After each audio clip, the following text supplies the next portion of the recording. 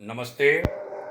भाग्योदय विचार प्रवाह श्रृंखला का आज 95वां 95 चरण, रविवार 20 मार्च का दिन।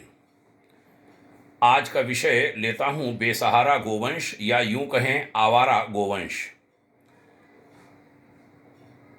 मित्रों, बड़ा खराब लगता है जिसे माता कहा, हमने नहीं कहा, आज नहीं कहा, शास्त्रों ने कहा, ईश्वरीय कही जाने वाली शक्तियों ने कहा, सदियों से हमने जाना, जिसकी महत्ता शास्त्रों में गाई गई, उसे बेसहारा कहने का और आवारा बोलने का साहस कैसे जुटा पा रहा हूं, खुद पर मुझे अचरज हो रहा है, आश्चर्य हो रहा है। एक वीडियो आया था, मुझे आवारा मत कहो, मैं आवारा नहीं हूं। एक बैल कहता है, सांड कहता है, मुझे आवारा बनाया किसने? तुमने मेरी माँ का दूध पिया, मुझे भूसा खिलाया, मैंने कभी तुमसे कुछ नहीं कहा। तुमने न जाने कितने काम मुझसे कराए, मुझसे खेत जुतवाने से लेकर खलिहान तक के सारे काम तुमने कराए। मेरी मेहनत से उपजाया हुआ अन्न तुमने खाया, भूसा हमें खिलाया, कभी भी मैं कुछ भी नहीं बोला। लेकिन आज लोग हमें आवारा कह रहे हैं, मैं चुनावी मुद्दा बन रहा हूं। इस पर मुझे गहरी आपत्ति है, बड़ा दुख है, भारी मन से मैंने ये बोला है कि प्लीज़ हमें आवारा मत कहो। बैल बहुत कुछ कहता है, राजनीति में चुनाव का मुद्दा बनाए जाने पर विरोध भी करता है। अंत में कहता है, कृपया मुझे अपने पास रखो, मैं तुम्हारे साथ सदा से रहा हूँ, साथ रहना चाहता हूँ, मैं जीना चाहता हूँ, कृपया मुझे जीवन दो। एक बैल का आह्वान पिछले दिनों सोशल मीडिया पर एक बड़ी हृदय स्पर्शी, बड़ी मार्मिक अपील के साथ आया था, लोगों ने सुना। अभी मैं उसको उसकी आवाज़ में भेजूंगा भी, आवाज़ तो मानो ने दी है, बहुत हृदय स्पर्शी है। अनेक लोग लगे हैं, बीसियों हजार गौशालाएं काम कर रही हैं देश भर में, न जाने कितने सरकारी विभाग काम कर रहे हैं, संस्थान काम कर रहे हैं, रिसर्च इंस्टीट्यूट्स काम कर रहे हैं देश भर में गौ माता पर, गोवंश पर। लेकिन अभी भी ये पर्याप्त नहीं लग रहे। इन्हें खूंटा देना पड़ेगा, गौ माता को, गोवंश को। इन्हें आवारा बनने से बचाना पड़ेगा, इसमें सभी की भूमिका होगी। मैं सोच रहा था, बकरी आवारा नहीं घूमती, भेड़ें आवारा नहीं घूमती, भैंसें आवारा नहीं घूमती। इसकी एक लंबी फेहरिस्त बनाई जा सकती है, लेकिन गाय आवारा घूमती है। वह जिसको मां कहकर पूछते हैं, वह पॉलिथीन खाती घूमती है। लखनऊ के मेयर थे सर्जन डॉक्टर सतीश चंद्र राय जी, उन्होंने एक बार एक गाय का ऑपरेशन किया था। हमने देखा था 17 किलो पॉलिथीन निकला था गौ माता के पेट से। गाय को इस पीड़ा से मुक्ति दिलानी होगी, उसे घर का आदरणीय हिस्सा बनाना होगा। कुत्ता घर का हिस्सा बना हुआ है, हालांकि आवारा कुत्तों की बात सुनी जाती है, उसकी चिंता भी की जाती है। गाय की चिंता सर्वोच्च स्तर पर करनी पड़ेगी। हमने उत्तर प्रदेश के माननीय मुख्यमंत्री जी को पिछले दिनों एक पत्र लिखा, अभी चुनावी काल में। क्यों लिखा? क्योंकि चुनाव का मुद्दा बना छुट्टा गोवंश, सांड, बैल। हमने उनको लिखा कि हमें ये देख और सुनकर बड़ी पीड़ा हुई है कि हमारे मुख्यमंत्री महोदय द्वारा गोहत्या को प्रतिबंधित करने के निर्णय पर परिस्थितिवश हिंदू समाज की ओर से भारी नाराजगी मिली है। जनता इस आक्रोश का जायज कारण बताने की कोशिश करती है कि सरकार ने छुट्टा गोवंश को प्रतिबंधित करने की ठोस और सुव्यवस्थित रणनीति नहीं बनाई। हमने उनको विभिन्न सुझाव भी लिखे। हमने उनको लिखा, छत्तीसगढ़ सरकार के निर्णय की भांति उत्तर प्रदेश में भी गोबर खरीद की व्यवस्था कराई जाए और उससे खाद बनवाकर स्वयं सहायता समूहों को काम देने की एक विशद रणनीति बने, ये हितकर होगा। हमने उनको लिखा कि प्रदेश के विशालकाय जो वन अंचल हैं उनमें गोवंश को अंदर करके उनके लिए पर्याप्त जल और देशी चारे की व्यवस्था कम साधनों और संघर्ष से करके लाखों गोवंश को सुरक्षित और उपयोगी बनाया जा सकता है। भाग्योदय फाउंडेशन ने इसके लिए विधिवत प्रस्ताव भी तैयार किया था। बुंदेलखंड अंचल और हस्तिनापुर अंचल के लिए बड़े जंगली क्षेत्रों का उपयोग करने हेतु, लेकिन हम लोग सहज नेताओं के पास यूं जा नहीं पाते। समय मांगा, समय मिला नहीं ठीक ठाक तरीके से। ये हमने उनको एक अपना दर्द भी कहा, शिकायत कहें तो शिकायत भी लिख करके भेजी। हमने उनको लिखा कि हर किसान और पशुपालक के खूंटे पर गोपालन हेतु सुव्यवस्थित रणनीति बनाई जाए, एक बहुविधि योजना बने। ऐसे ही कुछ और सुझाव भी हमने मुख्यमंत्री महोदय श्रद्धेय योगी आदित्यनाथ जी को भेजे थे 10 तारीख के पहले, और 10 को परिणाम आए, वह पुनः आए हैं। अगर उनके यहाँ कोई व्यवस्था होगी ऐसे पत्रों को उन तक पहुँचाने की, पहुँचेगी। हमने एक शासन के अति वरिष्ठ अधिकारी के हाथों पहुँचाने का प्रयास किया है। तो मैं निवेदन करूँगा कि सरकारें भी पूरा ध्यान दें। अनेक संस्थाएं हैं, विश्वविद्यालय हैं, केवल गौमाता पर अनेक संस्थाएं हैं, अस्पताल हैं। समाज ने भी गौ हॉस्पिटल आदि बनाए हैं। हमने स्वयं एक वरिष्ठ संत के साथ, श्री निजानंद संप्रदाय के वरिष्ठ संत के साथ उद्घाटन किया था। आदरणीय श्री सुदीप महात्मा जी की पहल पर बुढ़ाना तहसील जिला मुजफ्फरनगर में दुल्हैरा गांव में ऐसे हॉस्पिटल भी काम करने लगे, समाज के लोग आगे आने लगे हैं। तो निवेदन करूंगा कि भाग्योदय परिवार आह्वान करता है कि गोबर और गोमूत्र के एक एक कतरे का, एक एक बूंद का उपयोग हो। अनेक रिसर्च परिणाम आए हैं, वह स्वास्थ्य के लिए हितकारी हैं, खेती के लिए अमृत हैं। गायों का हेल्थ चेकअप हो, वैक्सीनेशन हो गौमाता का, गोवंश का। मैं जनता से भी कुछ कहूंगा, आम जन क्या करे। आम जन जो गाय नहीं पाल सकता, हम ही लोग शहरों में नहीं पाल सकते, गांव में तो हर खूंटे पर गाय पहुंचनी ही चाहिए। ऐसा कुछ इंतजाम किया और कराया जाए।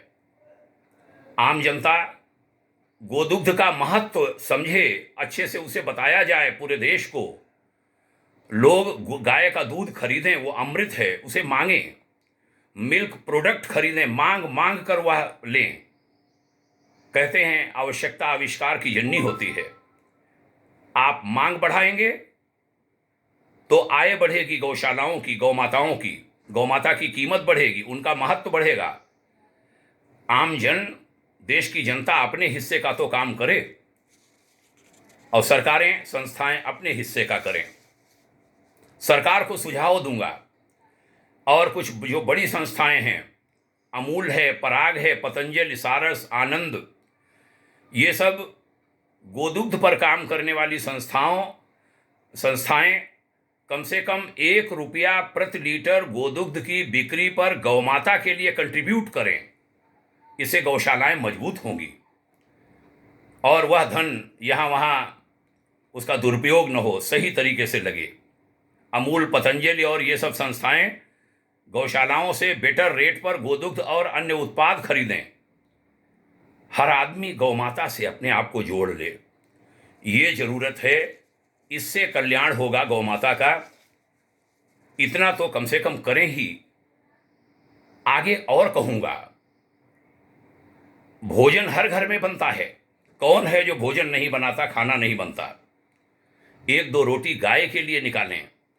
आसपास जहां गौशाला हो, किसी के यहाँ गाय पली हो, उसको पहुंचाएं। ये एक सेवा है, ये एक पूजा है, ये एक धार्मिक कार्य है।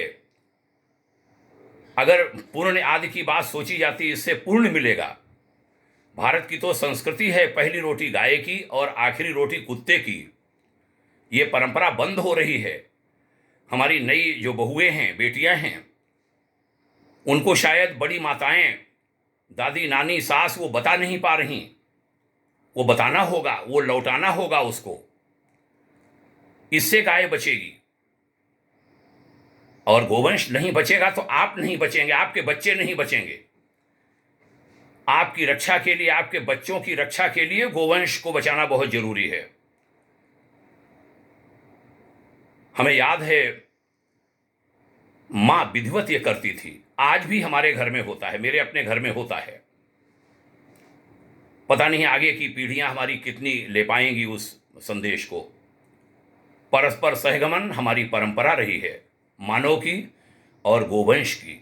दोनों साथ साथ चलें, दोनों साथ साथ रहें। मैं एक आध्यात्मिक पुरुष हूं, एक सामाजिक, आध्यात्मिक और सामाजिक कार्यकर्ता हूं। बहुत सारे संस्कार कराए हैं मैंने, विवाह भी संपन्न कराए हैं। 4 आश्रमों में गृहस्थ सबसे बड़े महत्व का संस्कार है, आश्रम है। और गृहस्थ की नींव विवाह संस्कार पर टिकी हुई है। विवाह संस्कार में कई एक क्रियाएं होती हैं। दुर्भाग्य यह है, रात के विवाह होने लगे, कोई उनके खिलाफ खड़ा नहीं हो पा रहा, आचार्य नहीं खड़े होते, बड़े बुजुर्ग नहीं खड़े होते। उसको बीच में 200-400 साल में पड़ गई परिपाटी को वैदिक परंपरा मान बैठे हैं। वैदिक नहीं है वो, वैदिक है दिन का विवाह, सूर्य भगवान के प्रकाश में विवाह। कोई भी जीवन का यज्ञ रात के अंधेरे में नहीं होता। लेकिन हम पाप करते हैं, अपने बच्चों से कराते हैं। दिन के विवाह जब हमने कराए तो हमने विधिवत सप्तपदी का महत्व समझाया, वर वधू को, वर कन्या को। 7 कदम साथ साथ चलने की बात, पूरे जीवन का, सुखी जीवन का सार उसमें छिपा हुआ है। उसमें एक क्रिया आती है सप्तपदी में कि पति और पत्नी दोनों एक कदम बढ़ाकर संकल्प लेते हैं कि हम अपने घर परिवार के पशुओं का भी ध्यान रखेंगे। हमारे घर में जो भी गोमाता होगी, गोवंश होगा, यहाँ तक कि अन्य जो जीव होंगे, हमारे रहते कोई भी जीव बेसहारा नहीं रहने पाएगा। ये पति और पत्नी बाकायदा संकल्प लेते हैं विवाह वेदी पर, और वह प्रार्थना करते हैं, आचार्य उनसे प्रार्थना करवाते हैं कि हे ईश्वर, हमें इसकी शक्ति और सामर्थ्य देना कि हम अपने बड़े बुजुर्गों, असहायों, नन्हे मुन्नों सभी का तो पोषण करें ही, समस्त जीवों के हम पालक बने। गौ माता हमारे घर का, गृहस्थी का एक हिस्सा बने, एक अभिन्न अंग बने। यह बाकायदा विवाह में, विवाह वेदी पर सप्तपदी में 7 पदों में एक पद है, और उसमें यह संकल्प कराया जाता है। बहनों और भाइयों, यही एक मार्ग है गोवंश को बचाने का, उसके संरक्षण का, उसके संवर्धन का। हमारा और उनका जीवन एक दूसरे पर निर्भर है। हम यानी जनता और हमारी सरकारें साथ लगें, दोनों का सहगमन हो। लोक सेवी संस्थाएं धन कमाऊ ही न बने, सेवा भावी बने, राष्ट्र हितैषी बने। साथ साथ सब कुछ बदल डालें। इसी संकल्प के साथ आज की चर्चा का समापन करूंगा। भाग्योदय विचार प्रवाह श्रृंखला अपने शतक को पूरा करने वाली है। आज 95 रविवार इसके हो गए हैं। ऐसे ही विषय हम लेते हैं। मेरी आदत नहीं है मैं कहूँ इसको लाइक करना, इसको शेयर करना, इसको साझा करना, इसको क्या है सब्सक्राइब करना। मैं कह नहीं पाता, मुझे मांगने की आदत नहीं है। शायद इसीलिए पिछड़ा तो अपने आप को नहीं कहूँगा, लेकिन कहीं शायद जीवन में पिछड़ जाता होऊंगा, क्योंकि मुझे मांगना नहीं आता। मैं इसको शेयर करने को भी कह नहीं पाता, लेकिन निवेदन करूँगा अपने इष्ट मित्रों से, श्रोताओं से, ज्ञात अज्ञात, परिचित अपरिचित सभी स्वजनों से कि यह विचार बड़े महत्व के हैं। इनको लोगों तक पहुंचाइए, आपकी उंगलियां उसमें लगें और इसका लाभ मिले। हमारे गुरुवर पूज्यवर आचार्य श्री राम शर्मा जी ने कहा था 21वीं सदी अध्यात्म, विज्ञान और व्यवस्था की सदी होगी। विज्ञान माने तकनीक, और तकनीक के माध्यम से ये आवाज़ जो मैं बोल रहा हूँ ये अमर हुई जा रही है। एक दिन हम नहीं होंगे, लेकिन ये आवाज़ होगी और नई पीढ़ी के लोग इसको सुनेंगे। न जाने लोग कितना इसका लाभ उठाएंगे। प्रभु करे जो कुछ कहा गया, जो चिंतन किया गया, यह सबके लिए कल्याणकारी बने। बैंक ऑफ बड़ौदा नई दिल्ली के डिप्टी जनरल मैनेजर रहे श्री LR चौधरी जी पिछले दिनों बहुत दुखी थे। आवारा गाय को आवारा कहे जाने पर एक दिन उनसे बातें हो रही थीं। और भी लोग दुखी होते हैं। अभी हाल में हम लोग 5 दिन बाद ही 25 मार्च को नई दिल्ली में बैठने जा रहे हैं 3 मूर्ति भवन में। पंडित नेहरू का जो आवास हुआ करता था उस समय का प्रधानमंत्री आवास, वहाँ इसी विषय पर गंभीर चर्चाएं होनी हैं। वृंदावन में कुछ खास होने जा रहा है गोवंश के संरक्षण के क्षेत्र में।